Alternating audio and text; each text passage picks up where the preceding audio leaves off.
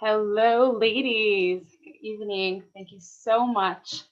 I want to warmly welcome all of you. Thanks for joining us tonight for this pre-Pesach class.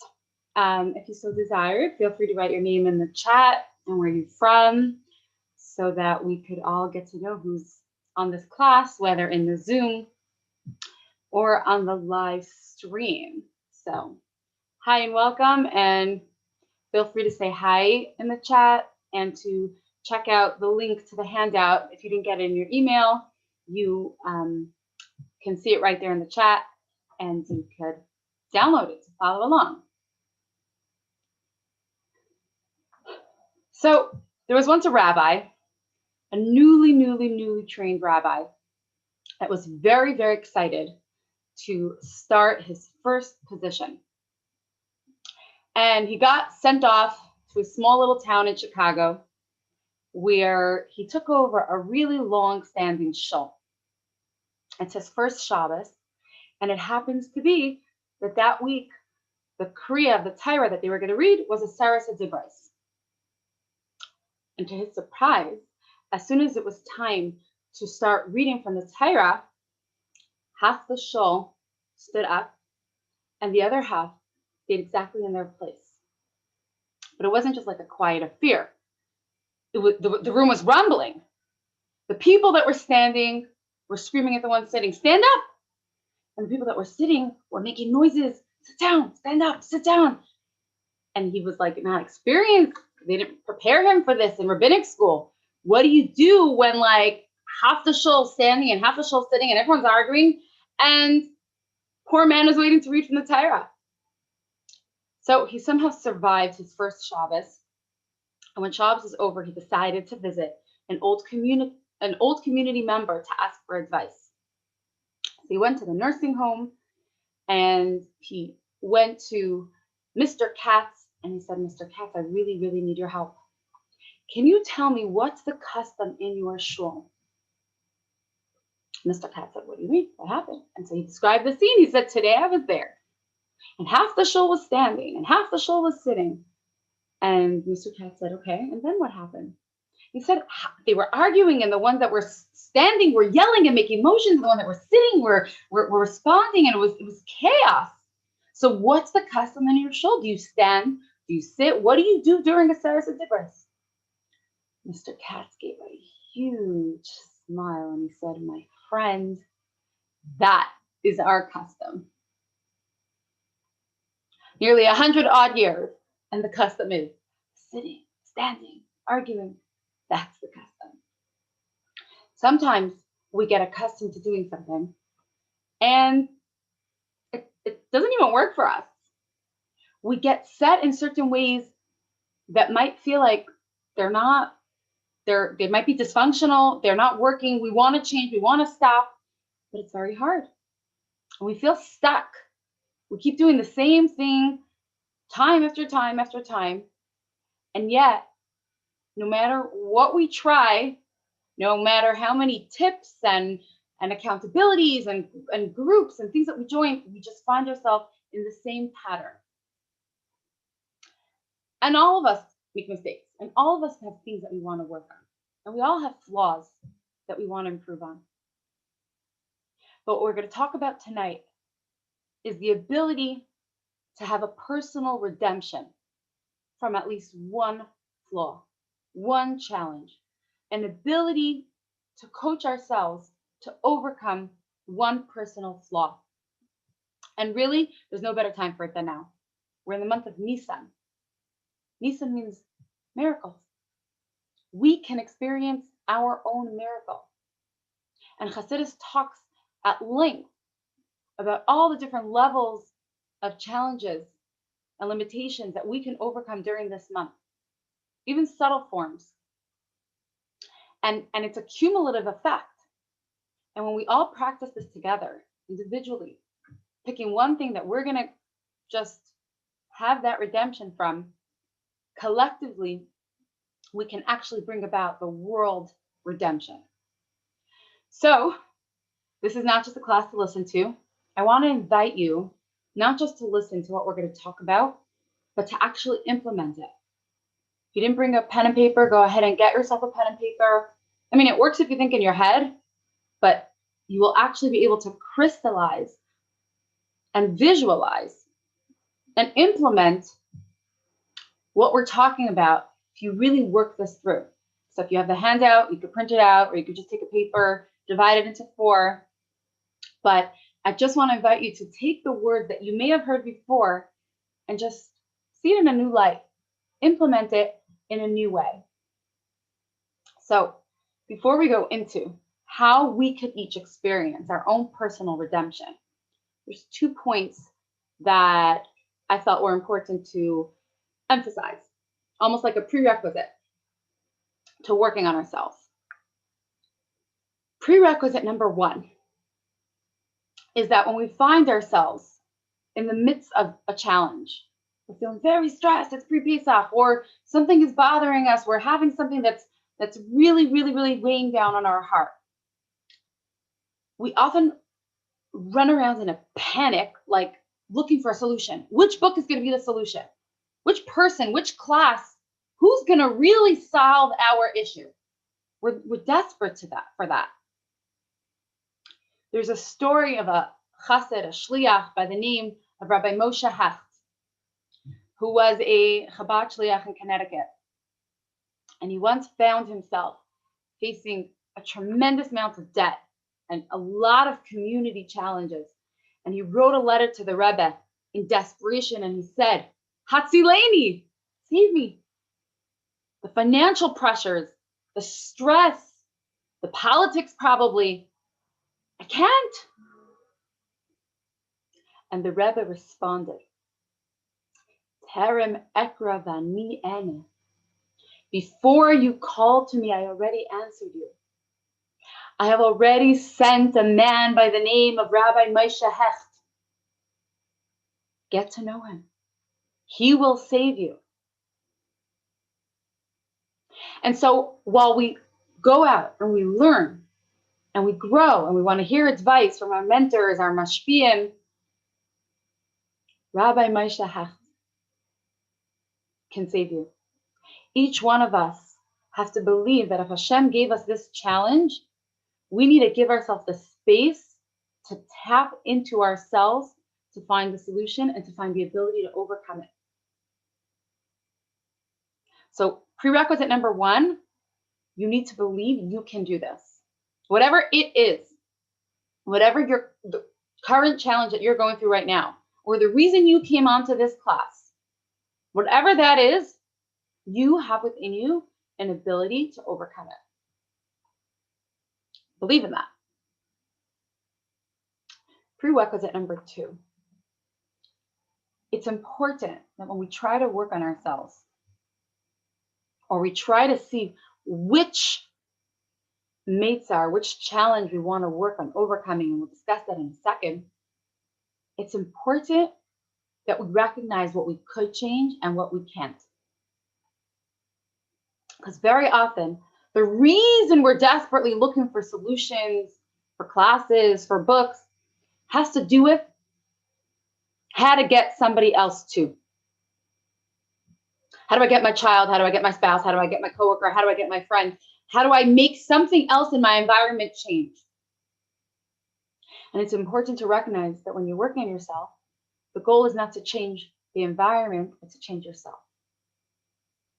Because that's the only person you really can change. Like the famous story that the Rebbe explains in the Sikha of Yosef and Binyamin. 2 brothers that were emotionally crying on each other's shoulders. And it's interesting. It says that they were not crying about their own tzara or what they were going through. The reason they were crying was because they saw in the future that each of them would have a tragedy that was unbearable. Binyamin would have one Beis HaMikdash destroyed, and then another. Yosef would have a Mishkan destroyed. And they sat weeping, weeping, weeping for the other one. And the Rebbe says, interesting. They're crying for each other. You know why? Because when it comes to somebody else and a struggle they have, we could show them empathy. we can care, we can cry. But when it comes to working on yourself, I mean, crying is feels good and it's healing, but it's not enough. You have to get up and do something. You have to devise a plan of action. Because when it comes to working on yourself, you're the only person that you can do anything with. We can't manipulate the people around us. We can influence, inspire, but it all has to do with how we can become more patient, can communicate better, can tolerate more.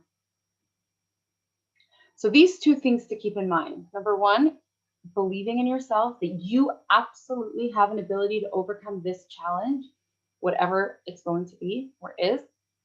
And number two, that when we think about what we want to have a personal redemption in which way we want to grow, we keep in mind that the only person that we can effect change in and experience a going out of mitzrayim is with ourselves. So what are we going to do? We know that today the coaching industry is booming.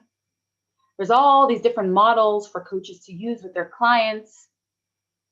The grow model and the switch model and a lot of wonderful, beautiful models. And what I want to do is explore tonight what I call the Hasidic coaching model, a Hasidic self-coaching model. It's really looking at Hasidus and saying, this is the best model to help me overcome and experience Pesach in a real way.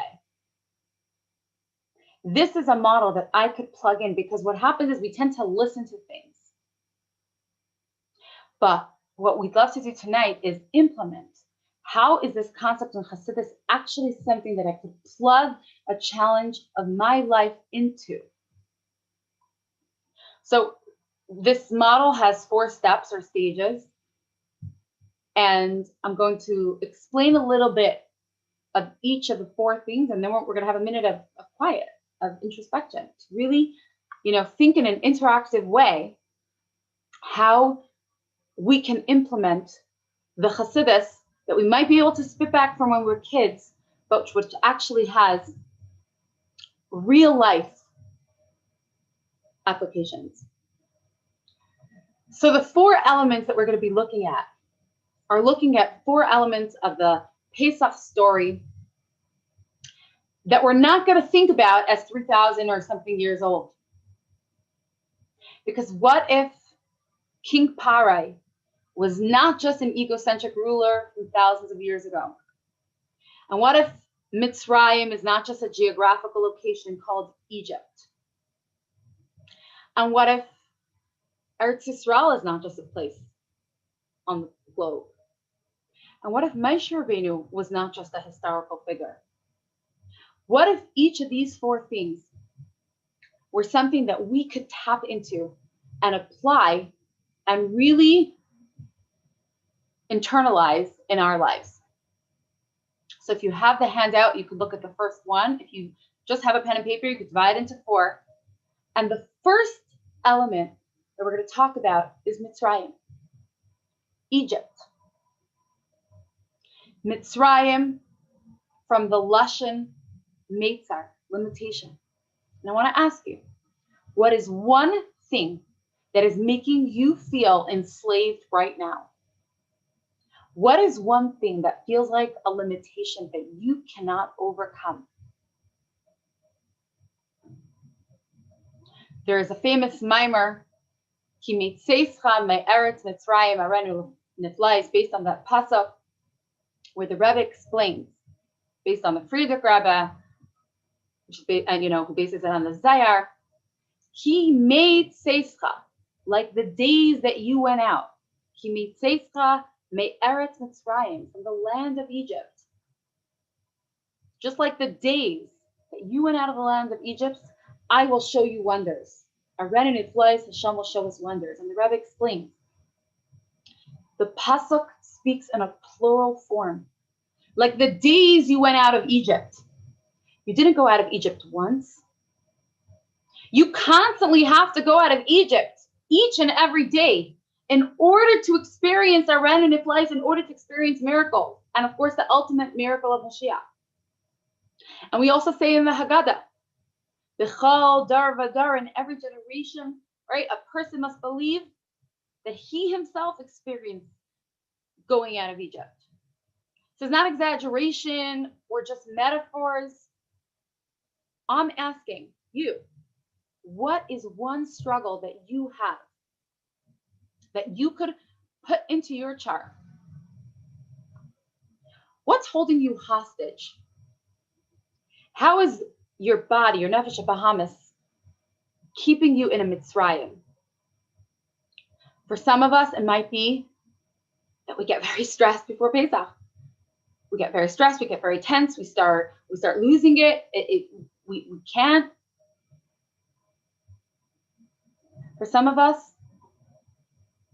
we might be very introverted, and that makes it hard to do anything, have friends, to meet new neighbors, to go on mitzrayim.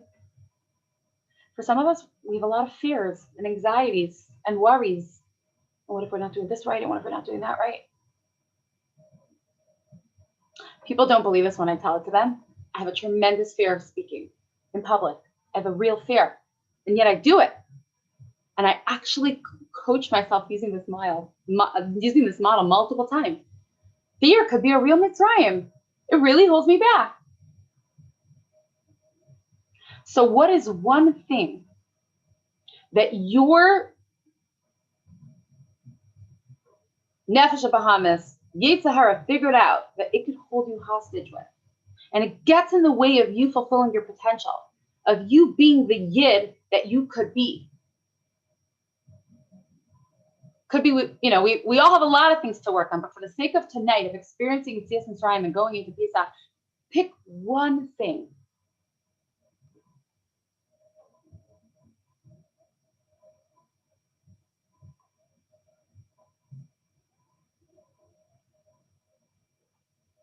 So if you look on your chart, different questions that can help you think of it. What is your biggest issue right now? What is pulling you down and killing your soul? What is hijacking your brain and holding you captive? It could be a challenge with time management. It could be anything that gets in the way of you functioning as a Jewish woman, whether you're a wife, whether you're a mother, whether it's in your job. What's getting in your way? What is holding you back from moving forward and devoting yourself to Hashem's will for you? Rifki, if you don't mind playing the music for 60 seconds, and I'm just going to invite you to really dig deep and think of that one thing that comes to mind that you feel is your personal mitzrayim that you would like freedom from.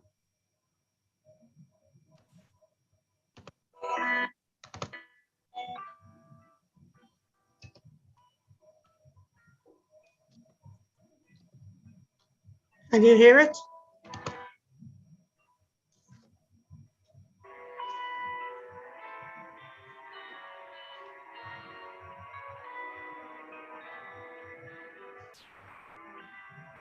So for bringing, listen to the niggin.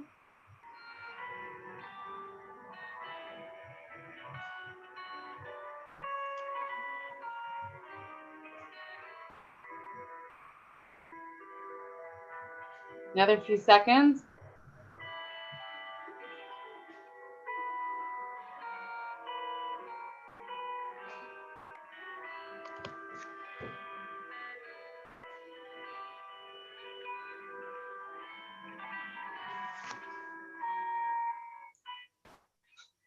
Thank you. So that's your Egypt. Now, next one is Promised Land, Eretz Yisrael. Think and visualize for a second. What would your life look like if that issue was out of your way? How would you lead your life? How would you interact with your environment? Like if you got your miracle, what kind of a yid would you be? And this is something I tell myself. If I wasn't afraid to speak or to put myself out there with books, with anything, I would just do it. I would just focus on producing content in a way that I feel could impact kids or women. What would your life look like if you weren't shy, if you weren't sad, if you weren't anxious? Whatever your mitzrayim is right now, what would your life look like? And by the way, it's not usually just the lack of the negative. So for example, if my mitzrayim is, I have a fear of doing something. I'm afraid. I'm very, very anxious. I feel a lot of stress. The Eretz Yisrael, the promised land, is not just not feeling stress or not feeling fear. It's once it's out of the way, there's so much possibility. I'll give you an example. I was talking to somebody who was really struggling with the fact that due to COVID, she couldn't see very dear family members to her. And her mitzrayim was her really, she was feeling kind of down and depressed about her inability to see them. And I asked her, if the depression, if this down wasn't there, what would you do? And her face lit up. She's like, I would fill my life up. I would go to if I wasn't so down, I would go to classes. I would maybe work more. I would paint. And her face lit up. And that itself was part of the magic. Thinking, what Eretz Yisrael, what would the promised land look like? What's the underlying desire? Bring it up. Just that shift. Put energy there. Get crystal clear on what it would look like if you were serving Hashem. What's your vision of serving Hashem without the mitzrayim there? In Parshas Re'eh, when it talks about Bikurim, the pasuk uses a very, very interesting term to talk about bringing the Bikurim to Yerushalayim. It says, "V'halachta el hamakayim asher yivchar Hashem elekecha l'shakim shmei sham." Interesting. Go to the place with Hashem, which God choose to make His name there. It's much shorter to just write Yerushalayim. With this whole go to the place which Hashem will choose. And the Rebbe explains that's because you know what Eretz Yisrael is? Do you know what Yerushalayim is? Any place where a Yid reveals Hashem's name. Anytime you're serving Hashem. And like the story of the Chassid who went to the Tzemach Tzedek and who wanted to settle in Eretz Yisrael, in Israel, and what did the Tzemach Tzedek say? Tzemach Tzedek said, Machda Eretz Yisrael. Make Eretz Yisrael, make the Holy Land here. What does your Holy Land look like? Think about it.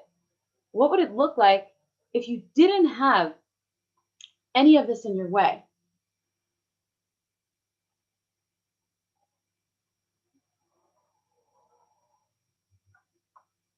I'm going to read it now from the chart. What would it look like if your issue was out of the way? How would you interact with your environment or the people around you? If you got your miracle, what would you be able to do? And what kind of a Yid, what kind of a Jew, Jewess would you be if your mitzrayim was out of the way? Rifki, do you want to turn on just a minute of music? I think we need it a little louder. I think last time it was a little hard to hear. And again, I encourage you to either think or write. Get really clear on it.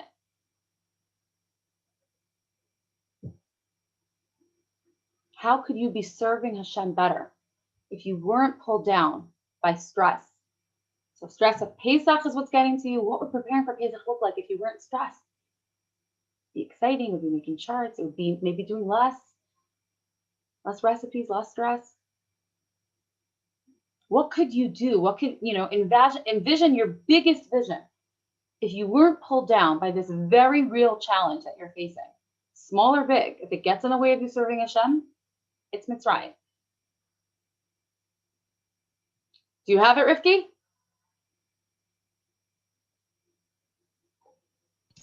Did you hear it? Mm-hmm. Yes. You hear it? Yeah. If you want to close your eyes, you can close your eyes.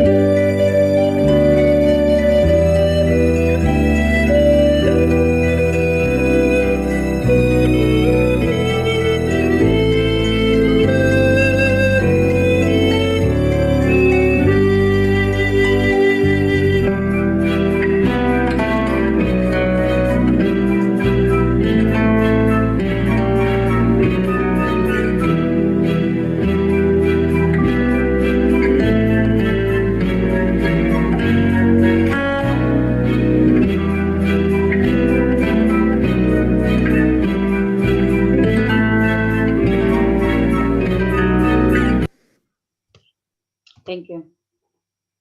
Now we're up to number 3. 3.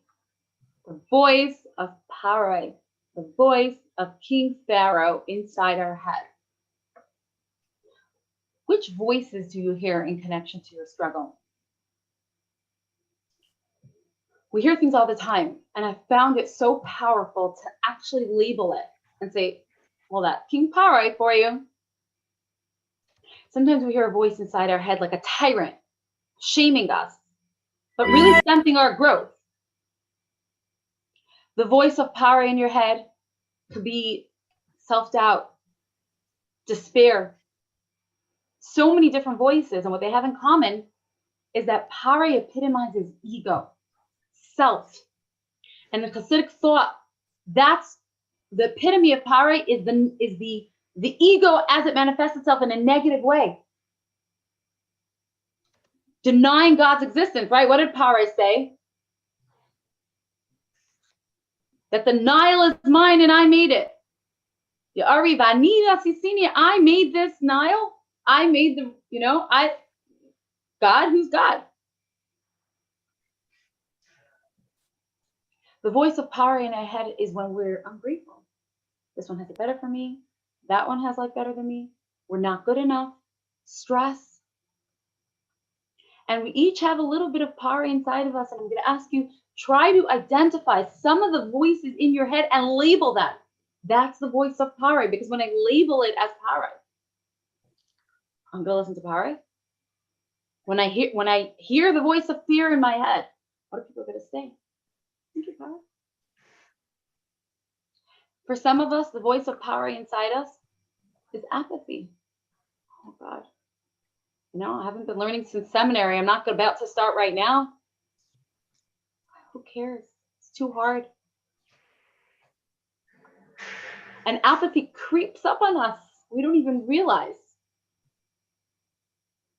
Reminds me of the joke. There was a guy, Shlomi, who was being interviewed by a magazine for his many years of service in Hatzalah.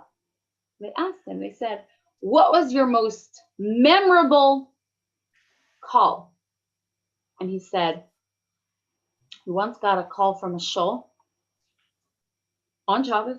The Gabbai was in a panic, and he said, the rabbi's in the middle of a speech, and it seems like one of the fellows here passed out. We don't even know if he's alive. So the interviewer says, what's so unusual about that? And that's all the guy says, you don't understand. We carried out 4 guys that looked passed out during the speech before we found the one who fainted. We could just lose our fire and lose our passion and not realize that it's coming from Pharaoh, who wants to hold us in our Egypt and wants us to feel limited, not be able to serve Hashem. So all those negative self-talk, you're not doing well enough, demoralizing, it's all Pharaoh. And it's natural sometimes. So let's say I struggle with something, whether it's coming on time or organizing or feeling good about, doing entire mitzvahs. I struggle different areas with honesty, with whatever avodah that I'm working on right now, and I fail. And the voice of Kippur says, see, you failed again. And it's like a vicious cycle. It's a self-defeating cycle. Fail, depression. Voice of Pharaoh. The voice of Pharaoh takes on another form of denying Hashem. When we get angry, he shows up, pushes our buttons, right? And again, can't change other people. But our response, the voices, that other person shouldn't, that other person shouldn't, and how dare the other person, ruminating, sussing over things that aren't good for us, being totally taken over by the desires of our mind, almost like a compulsion to sit and think about this person said about them and to just stew in our own negativity. The voice of Pharaoh that says, do this and do this and that stresses us out, identify it. The voice that says you can't. The voice that says, what's the point of trying? What's the point of even waking up? There's no point. Hi, Pharaoh. Not hi in a friendly way. We're just identifying you because we've seen through you.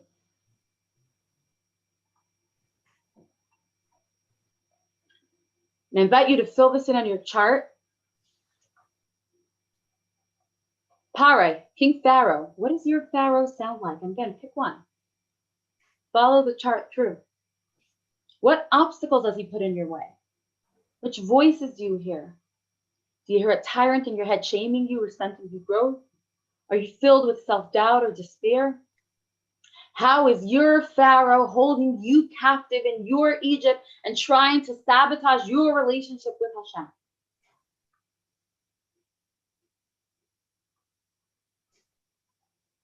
Rifki, you want to put on the music for 1 minute? Then just think, in which ways is your power showing up?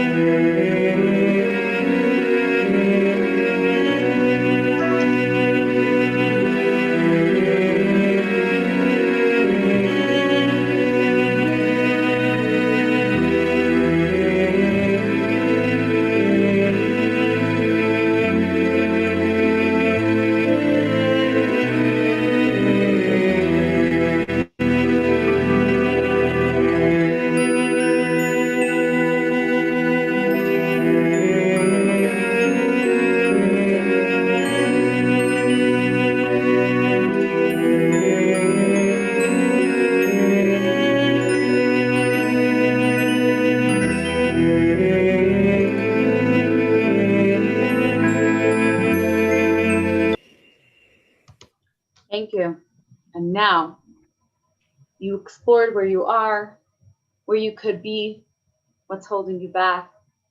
And now comes the fourth element of the story of Mitzrayim and the key, Moshe Rabbeinu. Moshe. You know the song, A Little Bit of Moses in You? The Alter Rebbe explains in Parak Membeis of Tanya. Moshe Rabbeinu was not just a leader that lived thousands of years ago. Moshe Rabbeinu, as a shepherd, gives us the ability to connect to Hashem. And the Alter Rebbe quotes the pasuk in Devarim, where Moshe tells the Yidden, right? What does Hashem already ask from you? Ma Hashem leikecha shayel mincha. What does God want from you? Kim liyira es Hashem leikecha. Just to fear Hashem. And the Gemara says, that's it? You know, what does God want from you? Just to fear him, as if that's something small? And the Gemara says, for Moshe Rabbeinu, it's easy. For Moshe Rabbeinu, it's easy. L'gabe Moshe. And the Rebbe says, and the Alter Rebbe says, like how's that an answer? Moshe Rabbeinu told all the Yidden, what does Hashem want from you? Just to fear him. How is the Gemara, and how is the Gemara's answer a satisfactory answer that for Moshe Rabbeinu, for Moses, the leader, fear of heaven is not so hard? How does that apply to us? And the Tanya goes on to say, because there's a little bit of Moses in you. Imagine Moshe Rabbeinu. How would you describe Moshe, the leader of the Jewish people? You could write in the chat. If you had to describe Moshe Rabbeinu, what would you describe him as? Is he afraid? Is he held back by anxieties, by depressions? Moshe Rabbeinu. Humble. An ability to transcend. Godly. Not held back by physical limitations. Think about Moshe Rabbeinu. And then think about the fact that you have a little bit of Moshe Rabbeinu inside of you. You have a little bit of Moshe Rabbeinu inside of you. Moshe, as a shepherd, gives you the ability to have that fear of heaven, to internalize the truth, to have das, which is to really internalize this connection to Hashem. Listen to what that Moshe Rabbeinu, the voice of Moshe Rabbeinu. What would Moshe Rabbeinu tell you? You have a peace inside of you, a chelek aleka, a piece of God that's perfect. And this is the answer to King Pharaoh. When the voices of Pharaoh in your head are saying, be afraid, no one's going to like you, all the voices of ego that put you down, breathe in and step into the energy of Moshe Rabbeinu inside of you. And the Alter Rebbe continues. On one level, we all have a little bit of Moshe inside our neshama. But on an even higher level, there are Moshe Rabbeinus in every generation that we could connect to. And when we take the time to connect, we have an ability to overcome this particular challenge. And when I do hear the voice of fear in my head, what are people going to think? What are people going to say? And I do follow this. What would I be doing if I wasn't afraid of it? Oh, that's all right. And then shifting into the Moshe Rabbeinu, tapping into, whether connecting to the Rebbe, and through that, the ability to connect to my neshama is perfect. So all of Pharaoh's excuses, you're not good enough, you're not functional enough, you're not going to make yourself in time, it's never going to work. You're always going to have these challenges with your family members, with your children, with your spouse, with school, with work. All power. When I get into a mindset of Moshe Rabbeinu, connecting, of Das Elikus, I can get into the Eretz Yisrael, into making Hashem here, into what Hashem wants from me. I could also recognize the truth that Hashem gives challenges to all of us, and that if we have big challenges, it's not a reason to have shame. If we have big challenges, it's because Hashem believes that we could overcome it. Challenge by definition indicates spiritual strength. It's a game changer to look at it. It's not because I'm weak that I'm struggling with even the most embarrassing of struggles. It's an indicator of spiritual strength. I read a story in Positivity Bias where Netanyahu shares an encounter that he had with the Rebbe. And he shares that one Simchas Torah, he came to 770. Thousands of, hundreds and thousands, of Hasidim dancing, and the Rebbe made time to talk to him. The Rebbe knew that where he was going. He was a representative. He was going to the United Nations. And the Rebbe said, you are going to a house of lies. But remember this, in a dark room, you just need to light one candle and the light is seen in the whole room. And so our brain might try to give us a pack of lies. Pharaoh might try to give us a pack of lies. But we need to light that candle. And it's going to illuminate the whole room.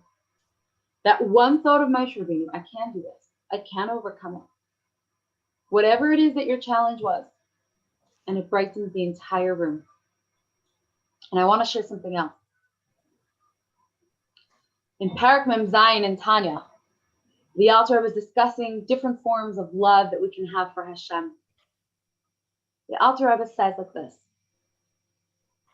One form of love that we could have is a reciprocal sort of love to God. Do you know why? Because God didn't only take us out of Egypt thousands of years ago.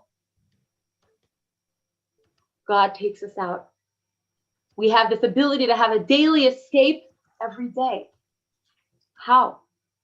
How does God give us the ability to escape our daily mitzrayim, our daily challenges? What do I do if in the moment I'm stressed or angry or sad or insecure or doubting or any of the other things that are holding me back? And it says in Tanya, there's an interesting juxtaposition. When we daven every day, we say Shema, we say the Shema prayer, and following that, we say the prayers, we say the tefillah that talks about Yetzias Mitzrayim, and it's not a coincidence. When I feel like I'm held captive by my brain, it just overtakes me. It's like I'm like hijacked by a reaction. Do you know what I could do? I could say Shema. Connecting to Hashem. Shema Yisrael. Right? Hear, O Israel, the Lord our God, the Lord is one. Our God, Hashem, becomes ours. And when we stop and think, we close our eyes in the middle of the day and we say Shema, that is what helps us go out of our mitzrayim. It's the biggest tool. You're struggling with something, you're in a bad mood, you're stressed, something's hard for you, something's holding you back. Shema is actually gives us the kayach to overcome it. And it's a reason to love Hashem, because Hashem takes us out when we reach out to him. What we're doing when we say Shema is we're empowering that Moshe inside of us, that godly soul, to break free from the limitations of Mitzrayim, to break free from the things that are holding us back. How can we not love Hashem for giving us this opportunity?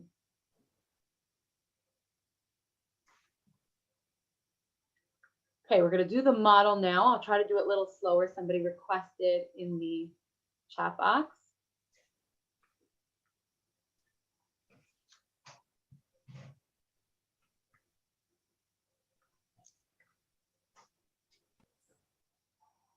Okay.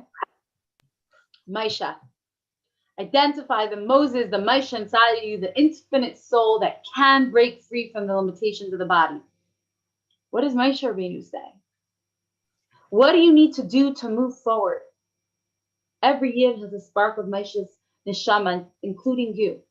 How can you visualize the spiritual strength and conviction that Moshe Rabbeinu has? Rifki, can you play the music? Think about this. How can you access and connect to the Moshe inside of you and the Moshe of the generation? The Moses.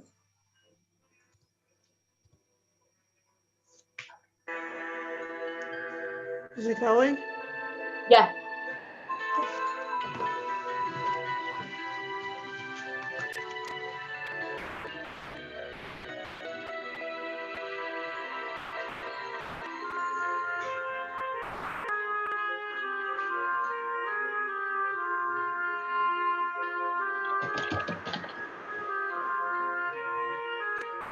Almost the page.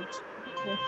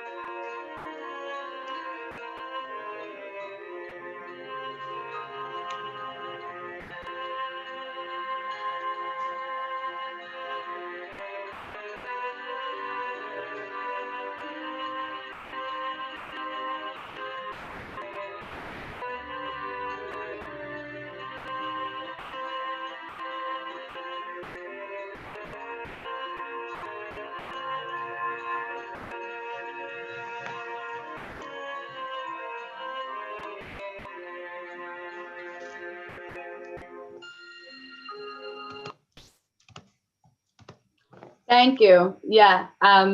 Somebody wrote in the chat, it may help to break out fears into smaller, manageable steps. Absolutely. Pick that one thing that you can talk back to the fair with the conviction of Moshe Rabbeinu, of that Moses inside of you. And when I get so clear in the vision, that's where I put my energy into focusing on what I do, the reason why I do what I do, not get taken back by the fair. Okay.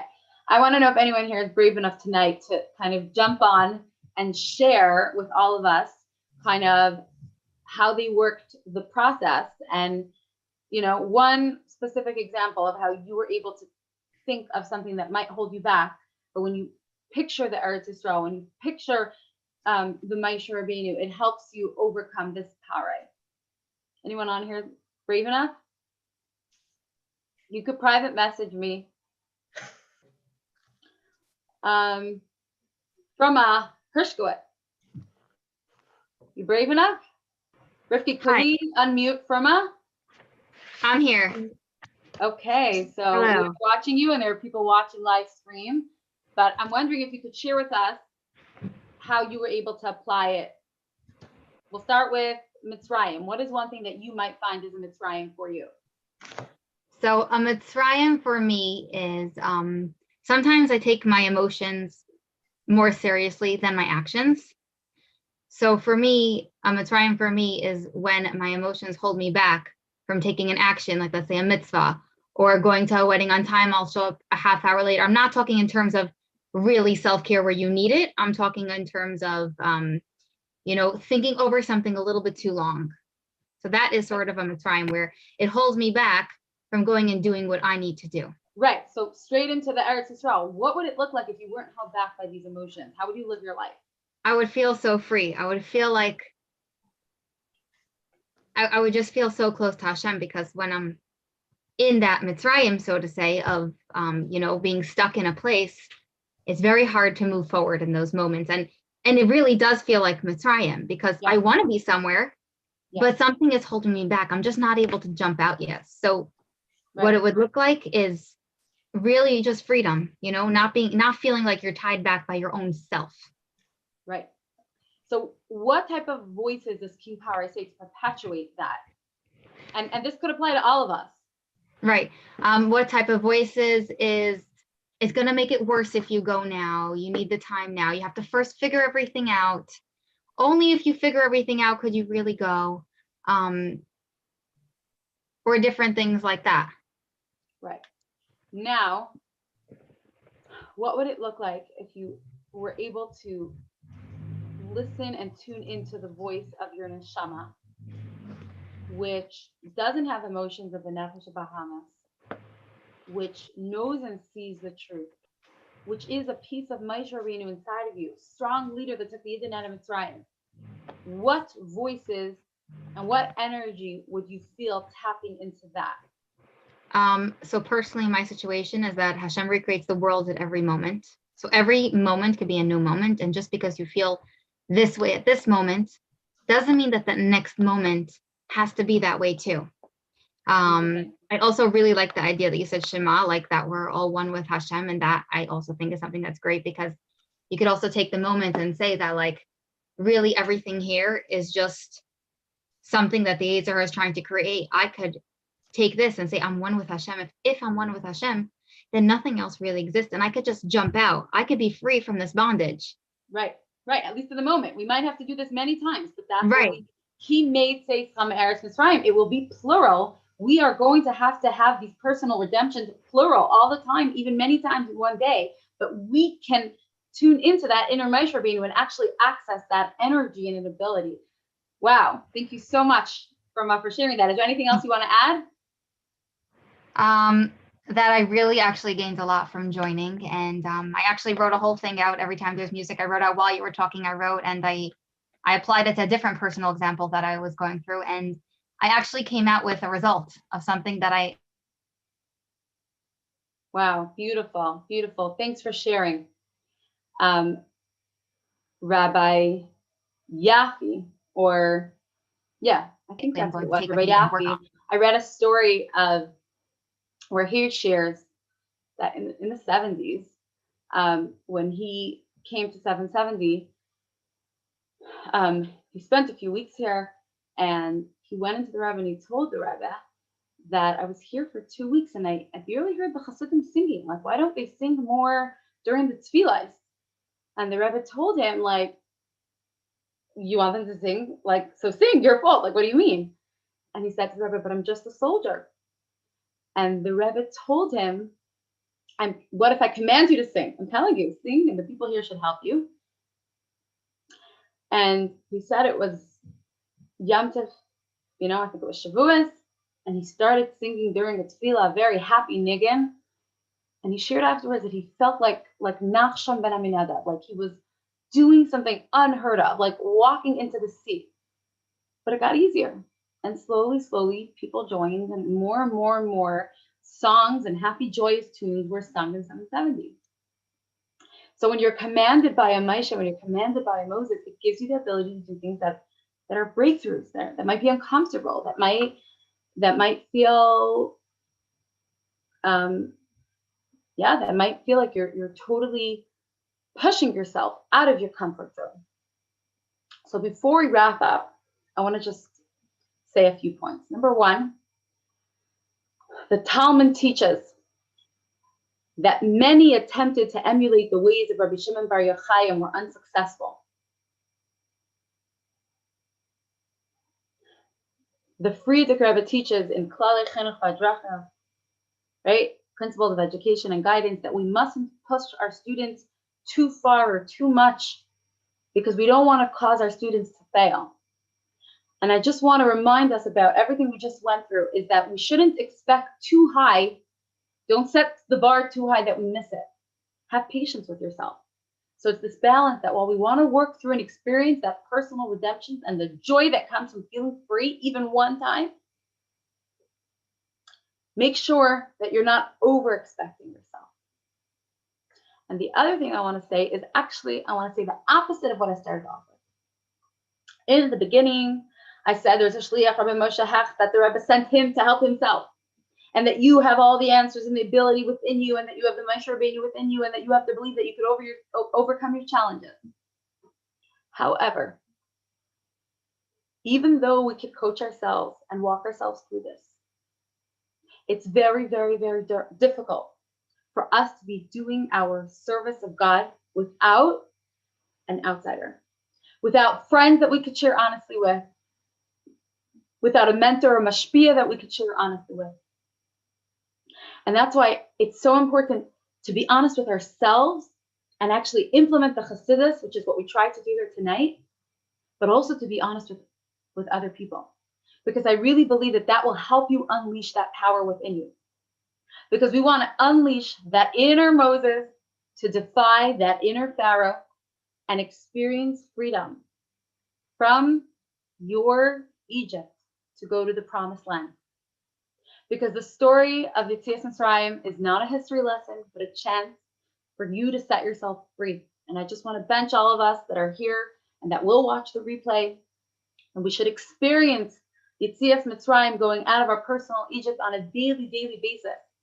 And we'll remember that and this is what Hasidus teaches us, by transcending our Mitzrayim daily and getting to a more refined level, and a more refined level, right?